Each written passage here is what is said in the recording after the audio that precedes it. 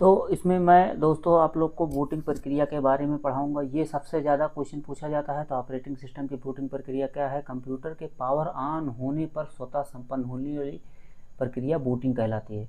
मतलब ऑन होगा, computer boot करते थे, गोल गोल रिंग की तरह घूमता है। इसमें पावर ऑन से लेकर ऑपरेटिंग सिस्टम के शुरू होने तक की सभी प्रक्रियाएं शामिल होती हैं।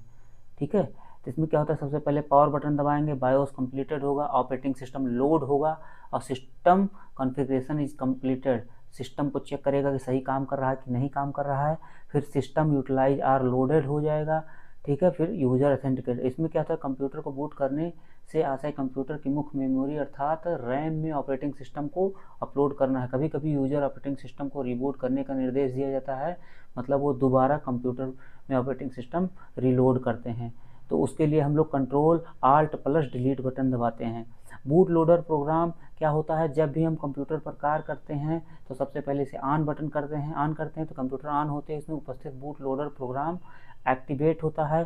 यह बूटिंग प्रक्रिया को पूरा करता है। यह रोम में होता है, रीड ओनली मेमोरी में स्टोर होता है। दो प्रकार के होते हैं, एक होता है post, power of self test. Full form पूछा था, व्हाट इज द पोस्ट? वो power of self test. Computer जैसे ही शुरू किया जाता है, सीपीयू में बायोस को मिलाकर कंप्यूटर को स्कैन करते हैं और पता लगाते हैं मदरबोर्ड और कौन से उपकरण जुड़े हुए हैं, ठीक से काम कर रहे हैं या नहीं। इसे मतलब पूरा चेक करता है कंप्यूटर से इस काम कर रहा है कि नहीं, उसे कहते हैं post. MBR master boot record या हार्ड डिस्क पर सबसे पहले स्थित होता है। इसमें स्टार्ट अप के लिए महत्वपूर्ण विवरण दी होते हैं। मतलब कि एमबीआर जो होता है मास्टर बूट रिकॉर्ड, ये किसमें होता है? हार्ड डिस्क में। इसमें जितने भी डिटेल्ड होते हैं वो रिकॉर्ड होते हैं। कंप्यूटर में हार्ड डिस्क से बूट कराया जाता है क्योंकि हार्ड डिस्क में ही विंडोज़ का इंस्टॉल होता है और बूटिंग इंस्ट्रक्शन रोम में स्टोर होते हैं। टाइप ऑफ बूटिंग, दो प्रकार की बूटिंग होती है। कोल्ड बूटिंग, कोल्ड बूटिंग जब कंप्यूटर पूरी तरह से बंद हो, नए सिरे से ऑन कर रहे हो, फ्रेश बूटिंग भी कहते हैं इसे, और इसे कोल्ड बूटिंग प्रक्रिया इसे कहते हैं।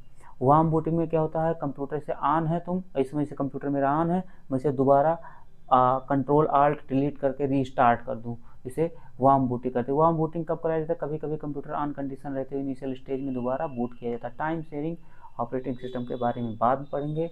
ये था हमारा बूटिंग। बूटिंग में अगर आप नोट करोगे, फिर से देखो ऑपरेटिंग सिस्टम बूटिंग प्रक्रिया।